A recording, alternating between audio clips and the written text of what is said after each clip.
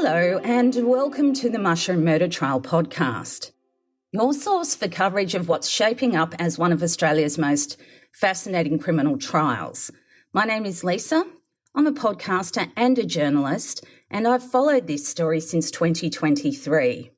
Now, also, before we start, please make sure you subscribe to our newsletter, mushroommurdertrial.com. It's full of updates and information about the trial. Just put out the second episode, so make sure you get it. Miss Erin Patterson, aged 50, from Leongatha, is pleading not guilty to 3 charges of murder and 1 of attempted murder. The court heard on Friday that the accused, quote, never actually asked for updates on the conditions of the people she is alleged to have poisoned with death cap mushrooms. Miss Patterson's husband, Simon, faced the courtroom for his second day of cross-examination by Miss Patterson's barrister, Colin Mandy, SC. The lawyer asked if he had updated Miss Patterson on his parents' conditions as they worsened after the deadly lunch. It intrigued me that she never actually asked, Mr. Patterson said. Quote, the answer is yes, we didn't have that conversation. As well, Mr. Patterson confirmed his wife had a long history of leaving hospitals against medical advice. Quote, that's fair. Erin hates hospitals. Miss Patterson had also told him about several health issues she'd had over the course of their relationship, including a heart condition, a chronic disease, and postnatal depression. Quote, I believe that to be true, and I still have no reason to not believe that, he said. Quote, she struggled a lot with mental illness, especially postnatal depression after, in brackets, their son was born. In addition, quote, her extremely aggressive text messages with her in-laws, Don and Gail Patterson, left her estranged husband to suggest to bring in a mediator in the months leading up to the mushroom meal. At the Gippsland murder trial of the mum of 2, modern communication brought to life a sequence of disputes between the two on a messaging app called Signal. By December 2022, that's about 6 months before the lunch, Ms. Patterson was allegedly sending, quote, inflammatory messages to Don and Gail Patterson in their family chat on Signal. This was over an issue of child support, Simon told the jury. He said he had decided he wanted to involve a third party to sort it out. Quote, I was keen to resolve it because Erin and my parents' communication about it wasn't working, he told the jury. From my point of view, Erin was being extremely aggressive, so I thought a mediator would probably help us communicate. Mr. Mandy challenged that and said she could have just been upset or hurt over the situation. In the months before the alleged Leongatha lunch murders, the tension, again, was ratcheting up. Mr. Patterson said there was a lot of tension in his relationship with his wife at this point. As well, her rapport with his parents was also very tense. In some messages tendered to the court, Miss Patterson said she was very, very hurt. She was not invited to Simon Mother's 70th birthday. He told the court this was due to a misunderstanding with his father, Don. In a message to Miss Patterson dated 14th of October 2022, he said, hey, are you coming to Mum's birthday lunch? Miss Patterson replied she was not aware of the 70th birthday event for her mother-in-law.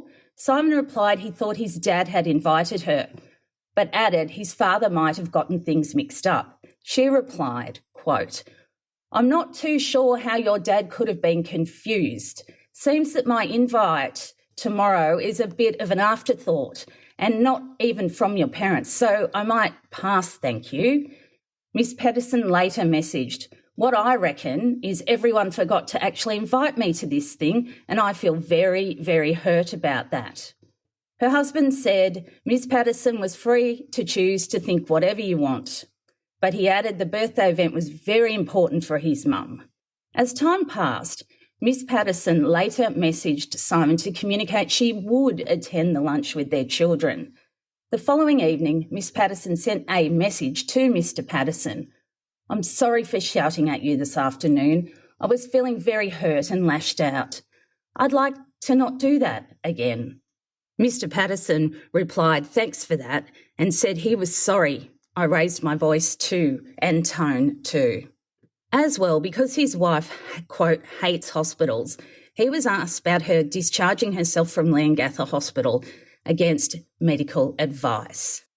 On the 6th of December, Simon wrote on Signal to his estranged wife, "Hello, Erin. Mum and Dad told me you asked them over to yours for a discussion yesterday. I understand there are too many issues. 1, how our child is going, and 2, finances for our kids. I've read the messages you sent in our Signal group chat since and Dad's responses. I'm keen to talk to you about their child and how we can best work together to help him with where he's at now and for the future. I'm also keen to talk to you about the financial arrangements to try and come to an understanding and agreement between us. Reading all the messages, the financial issues are very emotive now."